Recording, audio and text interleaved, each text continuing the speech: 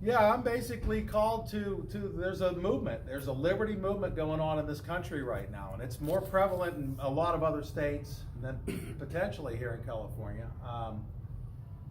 And my calling primarily is to educate, equip, and empower the liberty movement. And what we need to do in this movement right now is to mobilize and unify, okay? And so we're having trouble finding common ground. Like you said, you got people showing up, and that's like trying to unify all the churches. You got all these different denominations, but when you boil down, the bottom line is most of the churches probably agree on 90% of it.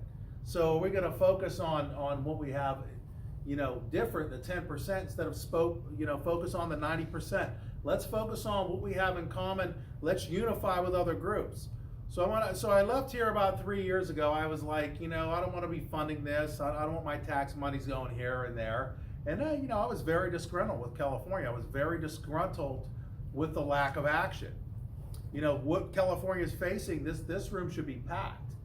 And so we need to be as passionate as the opposition. And part of what I teach at my seminars is I have a teaching. It's called Above the Line and Below the Line, and people kind of go tilt because I use the word artificial person and corporation, and this is all truth, fact, evidence, and law. I'm not here to discuss sovereign citizen theories and whatnot, which some people want to demonize. But people say, well, are you one of those sovereign citizens? Well, there's no such thing as a sovereign citizen. The word sovereign means above those who rule, and a citizen is subject to his government, okay?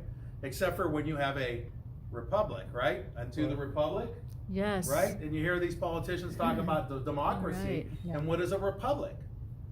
It's a government of the people, for the benefit of the people, okay? And so, and part of what's gone wrong in this country, you can trace a lot of it back to the last president that really did anything really heavily towards liberty was Kennedy.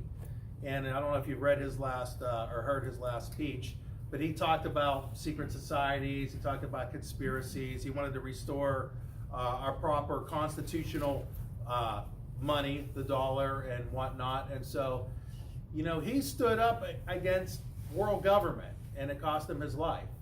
And now we have an administration, I believe it's going to stand up against world government, which I believe. And so I believe that we have a chance to restore the republic in this country, but I think we need two elements to happen right now. The liberty people need to get together and get an agreement, okay? And we need to mobilize and unify.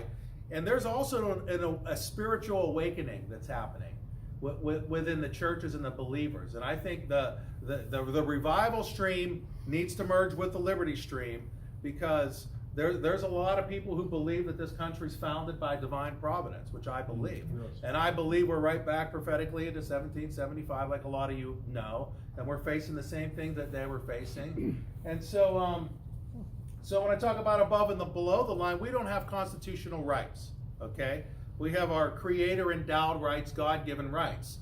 And so when I do the above the line, below the line it's a chart, and it starts out with God, okay? Or natural rights, you were endowed by your creator, okay?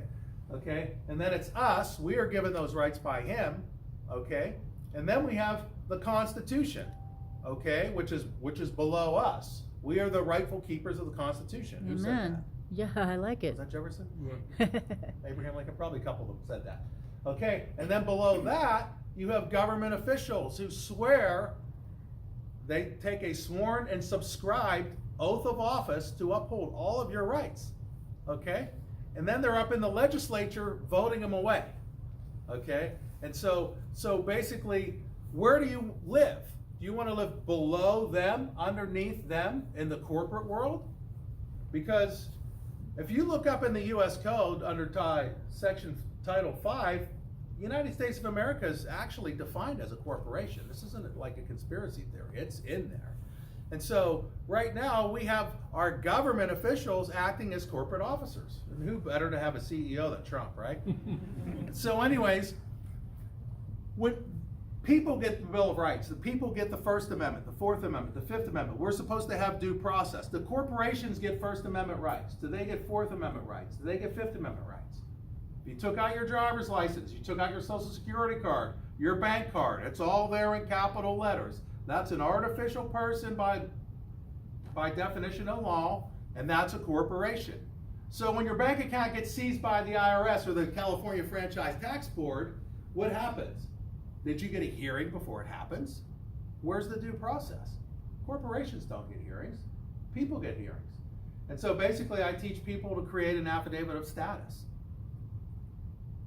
Basically saying, I am the natural person, I claim and waive none of my God-given rights, and I waive none of them, and don't associate me with an artificial person unless you want a contract. Contract law is apples and apples and oranges. If I go down to AT&T and I want to get a cell phone as a constitutional person, that's someone who's operating in liberty outside the corporate system, and I go to contract with them, they're going to ask me for what? Identification, state ID, driver's license, which is all going to be in capital letters. So I'm not going to sit there when people hear this for the first time, they go tilt, they come back and ask me, what is an artificial person? And I'm just going to throw it out there, do your own research. The reason why you're not getting a hearing and you're not getting proper due process is because they're treating you like a corporation.